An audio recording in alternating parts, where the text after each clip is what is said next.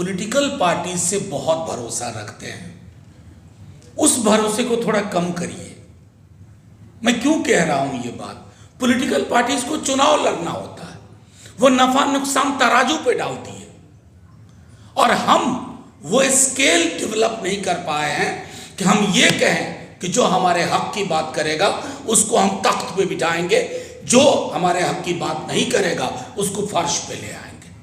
ये समाज बाबा साहब भीमराव अंबेडकर को अप्रैल के दूसरे सप्ताह में माल्यार्पण कर देगा, लेकिन अंगीकार नहीं करेगा।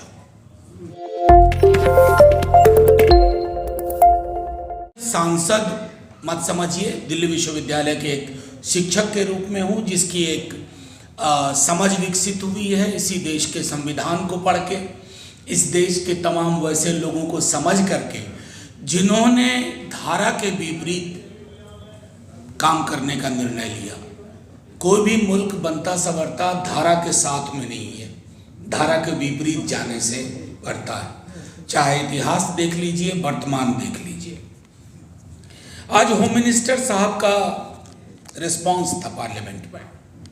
पार्लियामेंट का एक उपकरण है कि अलग अलग मंत्रालयों पे बातचीत होती है, तो गृह मंत्रालय पे बातचीत हुई और सेंसस पे काफ़ी बातचीत हुई। और सेंसस को लेकर के जब आज मैंने माननीय गृह मंत्री जी को सुना, तो मुझको उनकी बात से कतई नहीं लगा कि हाल के दिनों में सेंसस की कोई योजना है। और सेंसस की नहीं है, शायद ये भी डर हो कि जैसे ही सेंसस अनाउंस होगा, आप जैसे लोग अलग अलग राज्यों में हम लोग कास्ट सेंसस की मांग करेंगे, तो throw the baby with the bath water, बच्चे के साथ, वो नहाने के पानी के साथ, गुसल के पानी के साथ बच्चे को भी फेंक दो। कास्ट सेंसस क्यों चाहिए आप सब जानते हैं। अभी हाल में मैं एक महत्वपूर्ण शिक्षण संस्थान का नाम नहीं लूंगा, उसको एक बड़े शहर की नगरपालिका ने पशु गिनने का काम दिया। पशु गिनने का, बकरी, भेड़, गाय, बछड़ा, भैंस, और उसमें कई कॉलम थे। समझ देखिए कि गाय की प्रजाति के बदले वो गाय की जाति पूछ बैठे हैं उस फॉर्म में। तो ये समाज अद्भुत समाज है, जैसा रतन कह रहे थे और उसके बाद पटेल साहब ने कहा। इस समाज में अगर आप सकारात्मक बात कर रहे हैं तो कई दफा आपको अकेलेपन का एहसास होगा।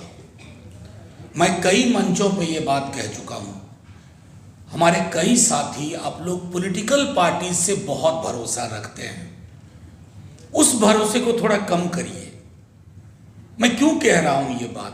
पॉलिटिकल पार्टीज को चुनाव लड़ना होता है, वो नफा नुकसान तराजू पे डालती है, और हम वो स्केल डेवलप नहीं कर पाए हैं कि हम ये कहें कि जो हमारे हक की बात करेगा उसको हम तख्त पे बिठाएंगे, जो हमारे हक की बात नहीं करेगा उसको फर्श पे ले आएंगे।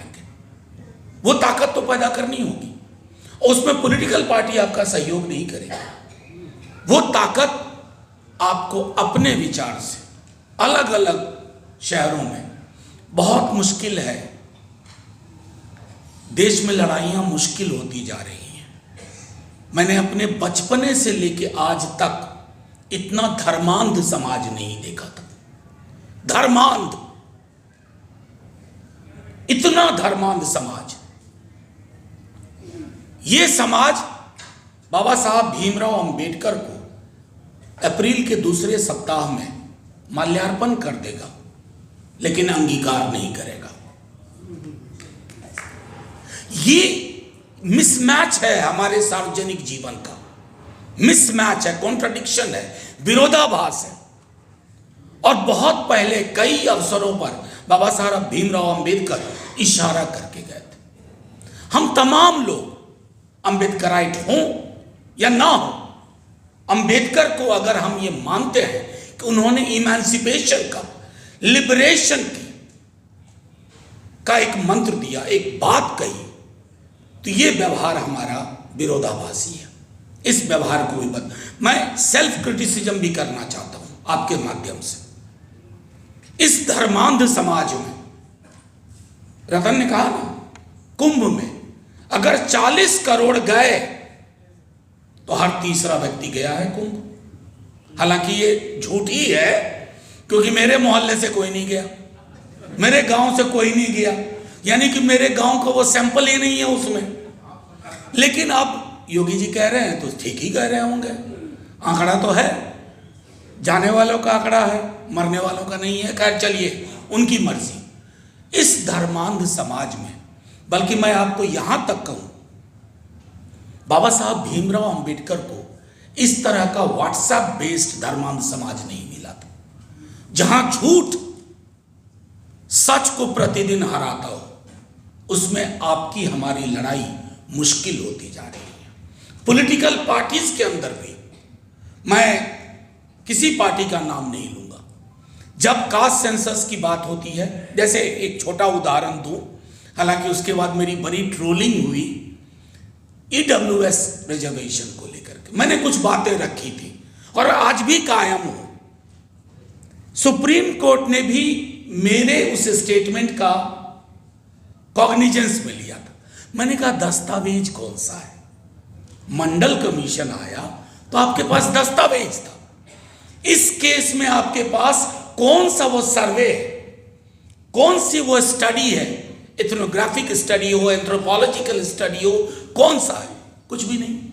व्हाट्सएप फॉरवर्ड से एक पॉलिसी डिसीजन हुआ। चलिए, जुडिशियरी को भी हम सब जानते हैं, नकदी नहीं मिलती तब भी जानते थे, नकदी मिली तब भी जानते हैं। मैं सिर्फ इतना कहना चाहूंगा कि ऐसे माहौल में आपकी लड़ाई, सिविल सोसाइटी की लड़ाई बहुत महत्वपूर्ण है। पॉलिटिकल पार्टी साथ रहें तो लड़िए, ना साथ रहें तो लड़िए। ताकत पैदा होगी, ताकत बड़ों बड़ों को नीचे ले आती है ऊपर से। हम वो ताकत नहीं पैदा कर पा रहे हैं। इस धर्मांध समाज की जो चुनौतियां हैं, उस चुनौतियों के बरक्स हमारा काम सिर्फ ये नहीं है कि ये जो हिस्सेदारी के सवाल हैं, ये देखिए आज नहीं तो कल हल होने हैं, ये रुक नहीं पाएगा। मैं सुन रहा था कई लोगों को, और मैं कहूं, मुझे तो कभी कभी लगता है कि जिस दिन माननीय प्रधानमंत्री जी को इधर फायदा ज्यादा दिखा तो वही जाकर सबसे पहले घोषणा करेंगे, लेकिन उसके लिए भी वो ताकत तो पैदा करके उनको बताना है। अभी उनको ये लग रहा है कि मैं इसके बगैर भी बहुत पॉपुलर हूं, मुझे वोट मिल रहा है। वो कैटेगरीज में बताते हैं, दलितों में इतना वोट, पिछड़ों में इतना, अगड़े तो खैर इन कस्टडी ही हैं। तो वो जो सब सारा का सारा बताते हैं, उस मिथक को भी तोड़ना हमारी जिम्मेवारी है। और मैं इसलिए कह रहा हूं, जो बात छूट गई कि जब ईडब्ल्यूएस वाले रिजर्वेशन का मसला आया, उसके बाद कास्ट सेंसस का, बीजेपी के कई सांसद, सेंट्रल हॉल उस समय हुआ करती थी, कहते थे सर ठीक बोला आपने, ये बात हमारे भी दिल में थी। जो बीजेपी के सदस्यों के दिल में वो बात है, वो तभी बाहर आएगी जब आपकी ताकत मजबूत होगी। अभी उनको लगता है कि उनकी राजनीति जिस धारा में चल रही है उसी धारा में धारा बदलिए। हम जैसे लोग आपके साथ हैं, हर मंच पे, राज्य के किसी कोने में, देश के किसी कोने में बुलाएंगे। तो इसलिए नहीं कि मैं बहुत बड़ा काम कर रहा हूं, मेरी समझ संविधान की है। मुझे बड़ा दुख होता है कि मेरा सरनेम देख करके कुछ लोग ट्रोल करते हैं और कहते हैं मनुस्मृति को जलाने की बात हो रही है, आप चुप हैं। मैंने कहा ये तो अच्छा को अपने हाथ से नहीं जला रहे हैं। मतलब देश को क्या बना दिया। जिस साल में पैदा हुआ, अपने माता पिता से जब बात होती है, उस तरह के हालात नहीं थे। मतलब उल्टे पांव की ऐसी खूबसूरत यात्रा हमारे देश ने की है। 70 साल में कहते हैं ना, रतन बोल रहा था 70 साल में हम उल्टे पांव की यात्रा पे नहीं थे। कुछ अचीव किए, कुछ नहीं किए, लेकिन अभी तो उल्टे पांव की यात्रा में। और जब पूरा का पूरा समाज पीछे बिना देखे चलता है ना, तो वो गड्ढे में गिरता है। निकालने का काम आपका, हम साथ में हैं। जय हिंद, शुक्रिया, इन सॉलिडारिटी, जय भीम।